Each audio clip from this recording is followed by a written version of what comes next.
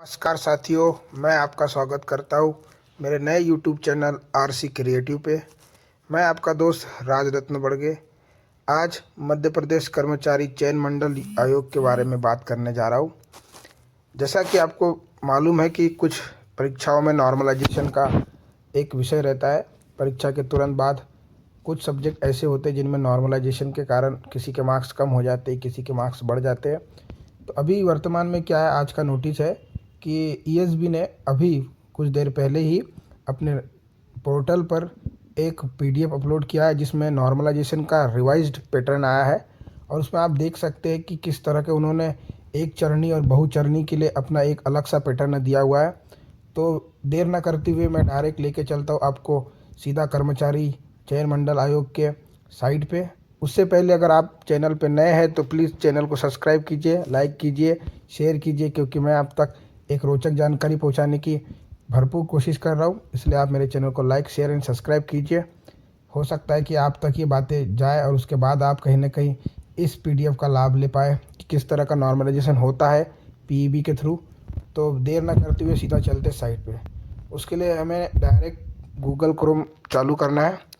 मैंने पहले से ये विंडो ओपन करके रखा है, लेकिन आपके सामने फिर से एक बार ओपन करता हूँ। या पीईबी करके सर्च करना है या ईएसबी करना है। जैसा ही आप ईएसबी करके सर्च मारेंगे तो एक ऐसा ब्लॉक खुलता है। ये ब्लॉक में सीधा आप ईएसबी का पहला ही देख लीजिए, यहाँ पे लिखा है होम पेज में कि updation of the normalization process used in ESB examination. अभी वर्ग 3 की एग्ज़ाम हुई है, पात्रता परीक्षा, अभी तक उसका कोई रिज़ल्ट आया नहीं है, मतलब इसका नॉर्मलाइजेशन का रिज़ल्ट आया नहीं है। लेकिन फिर से ईएसबी ने अपने पोर्टल पर एक ईएसबी का नॉर्मलाइजेशन का अपडेशन डाला हुआ है। तो देर न करते हुए सीधा इसके पीडीएफ पे ओपन करते। तो पहली लिंक पे आपको ओपन करना है, या लिखा हुआ है updation of the normalization process used in ESB examination. जैसा मैं इस पर टिक करता हूँ वैसा मैंने पहले से ये डाउनलोड करके रखा पीडीएफ, लेकिन एक बार फिर आपको दिखाने के लिए पुनः इसको डाउनलोड करते हैं। तो साथ ही वो डाउनलोड हो गया है। आप किसी भी एक पीडीएफ ओपनर के थ्रू खोल सकते हैं। जैसा आप खोलेंगे उसमें साफ साफ शब्दों में आपको दिया है ऊपर मध्य प्रदेश कर्मचारी चयन मंडल भोपाल। इसमें तारीख भी दी हुई है 13/2/2025, यानी कि आज की तारीख देख सकते हैं आपके सामने। ये रहा, यहाँ लिखा है मध्य प्रदेश कर्मचारी चयन मंडल द्वारा आयोजित ऑनलाइन परीक्षाएं जिनमें परीक्षा का आयोजन एक से अधिक शिफ्टों में किया जाता है, उन परीक्षा में परीक्षा परिणाम नॉर्मलाइजेशन पद्धति से तैयार किए जाने हेतु पूर्व में जारी किए आदेश क्रमांक, आदेश दिया हुआ है दर्शकों, आप देख सकते हैं यहाँ पे। उसके बाद दिया है 4/8/2016 को निरस्त करते हुए निम्नानुसार प्रक्रिया को निर्धारित किया जाता है।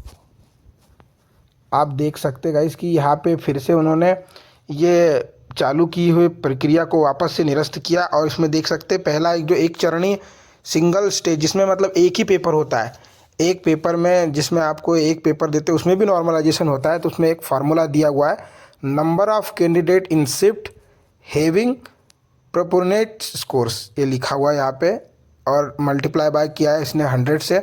उसके बाद यहाँ पे दिया हुआ है कि एनएफ क्या है, XIF क्या है, ये सारे यहाँ पे आपको इंग्लिश में दिया हुआ है। Number of candidate appearing in each shift B denoted by N1 N2 और Nk से इनको डिनोट किया गया है, जैसे कि अपॉन में N1 दिया हुआ है इसका।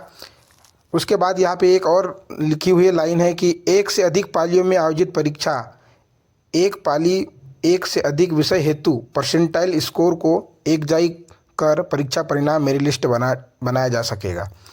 ये एक चरणी के लिए हो गया। उसके बाद देखिए बी पॉइंट दिया हुआ है बहुचरणी के लिए। तो क्या है, अभी जैसे कि बहुत सारी एग्ज़ाम होती है जिसमें कैंडिडेट ज़्यादा मतलब पार्टिसिपेट करते, तो उनकी क्या है कि जो पेपर का सीक्वेंस रहता है वो एक से ज़्यादा शिफ्ट में रहता है। तो उनके लिए भी उन्होंने ये बनाया गया है मध्य प्रदेश चयन आयोग मंडल का नया पैटर्न, नया फार्मूला दिया हुआ है। आप यहाँ फिर जैसे फिर दूसरा अगर पेज ओपन करते हो तो यहाँ दिया हुआ है राउंड, इसमें दिया हुआ है सारे की फार्मूला। ये लगता है फार्मूले के हिसाब से आपका नॉर्मलाइजेशन होता है। तो दोस्तों ये एक है अभी पीईबी का नया, आप देख सकते हैं कि उन्होंने ऐसा दिया हुआ है अभी नया एक रिवाइज्ड पैटर्न। तो ये जानकारी आप तक इसलिए पहुंचाना है क्योंकि आपको पता चले कि एक्चुअल में नॉर्मलाइजेशन होता क्या है, क्या प्रोसेस है, किस तरह शिफ्ट पे डिवाइड रहते हैं, कि अगर जिस शिफ्ट में ज़्यादा मार्क्स आ गए तो उस शिफ्ट में कैसे नॉर्मलाइजेशन होगा, ये सारी चीज़ें आपको यहाँ कहीं ना कहीं मिल जाएगी। और अभी मैं आपको बता दूं कि वर्ग 3 को लेकर एक बड़ी अपडेट आने वाली है कुछ दिनों में। शायद उनका रिजल्ट 15 तारीख के पहले, मतलब आज या कल, जब भी आ सकता है, क्योंकि पॉसिबिलिटी है, क्योंकि वर्ग 3 का भी सिर्फ पात्रता परीक्षा हुई है, चयन परीक्षा हुई नहीं है।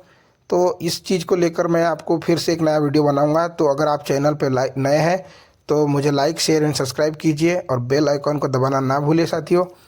तो ये सारा चीज़ें आप तक पहुंचाना मेरा एक उद्देश्य है, ताकि आप लोग अपने मोबाइल से भी ये देख सकते हैं, कहीं जाने की ज़रूरत नहीं, सारी चीज़ें आपके सामने डला हुआ है यहाँ पे। धन्यवाद दोस्तों, मैं आपका फिर से स्वागत करता हूँ अपने नए चैनल आरसी क्रिएटिव पे। मैं आपका दोस्त, आपका शुभचिंतक राज रत्न बड़गे। धन्यवाद मेरे वीडियो को देखने के लिए। और मैं चाहता हूँ कि ये ज़्यादा से ज़्यादा लोगों तक पहुँचे, ताकि आप लोग पता चले कि नॉर्मलाइजेशन की प्रोसेस क्या होती है। Thank you for watching and supporting us.